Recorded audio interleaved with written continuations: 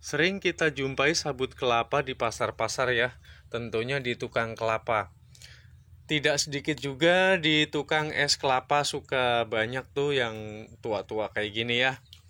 Terus ada juga kelapa yang pohonnya sudah mati maupun pelepahnya dibuang begitu saja. Tapi jikalau ini kita cermati sih betapa besar manfaat sabut kelapa untuk tanaman.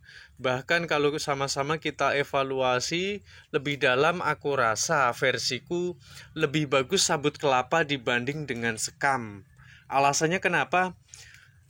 Dari sekam maupun sabut kelapa sama-sama bermanfaat sebagai penggembur ya, atau penstabil tanah, dapat juga dijadikan sebagai pupuk organik. Akan tetapi dari riset membuktikan bahwa sabut kelapa mampu menahan kelembapan lebih lama dibanding dengan sekam.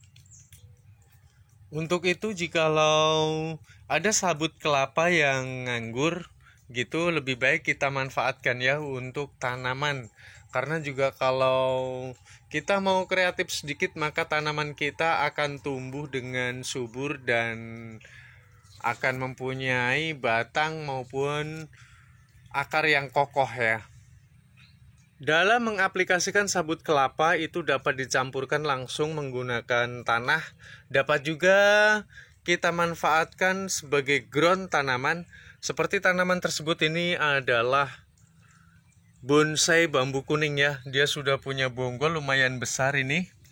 Ini kenapa masih aku ground, karena baru masa tanam perpindahan sehabis pemotongan. Dan nanti ini setelah tumbuh subur maka akan aku gunting polybagnya, kemudian aku lakukan penyemprotan agar akar tidak putus ya. Sebab kalau akar nanti terputus, kita memaksa membuang tanahnya dengan cara sistem paksa akan menghambat pertumbuhannya. Dalam mengaplikasikan sabut kelapa sendiri dapat juga ditumpangkan di sekitar areal akar seperti tanaman cincau ini. Cincau ini berusia kurang lebih baru sekitar 1 bulan aku menanam, sudah mempunyai kesuburan yang sangat luar biasa berkat pemanfaatan dari sabut kelapa sendiri ya. Ini tuh bagus banget untuk pupuk kompos ya, untuk pupuk kompos maupun untuk menahan agar media tanam tersebut itu tidak mudah untuk mengering. Dalam membuat pupuk kompos, sabut kelapa sendiri dapat dicampur dengan jerami atau mungkin dengan sekam juga bagus ya. Tapi kalau terlalu banyak yang campurannya dibanding dengan tanah, maka hasilnya kurang bagus. Dapat juga dicampurkan dengan bakaran sisa sampah ya. Tentu setelah dibakar kita ambil abunya, kita leraikan dulu abu kurang lebih sekitar 2 minggu baru kita aplikasikan sebagai pupuk kompos.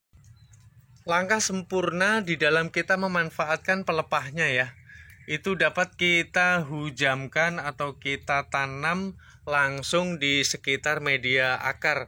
Seperti tanamanku ini yang tadinya hampir mati, ini tertolong oleh sabut kelapa ini. Dari pelepah aku pakainya ya, dari pelepah ini dia mampu menahan air sehingga aku kalau telat-telat menyiram itu nggak akan bermasalah terhadap tanaman kita. Sobat dapat saksikan ini tunas-tunas barunya sudah mulai bermunculan dan ini dalam jumlah yang tidak sedikit. Dan sabut kelapa sendiri jikalau tercampur dengan tanah maka dia akan mudah sekali dapat menciptakan karbon dioksida ya, sehingga dapat memberikan kesuburan. Sebab karbon dioksida tersebut akan diserap bersama dengan air yang akan lari ke seluruh bagian.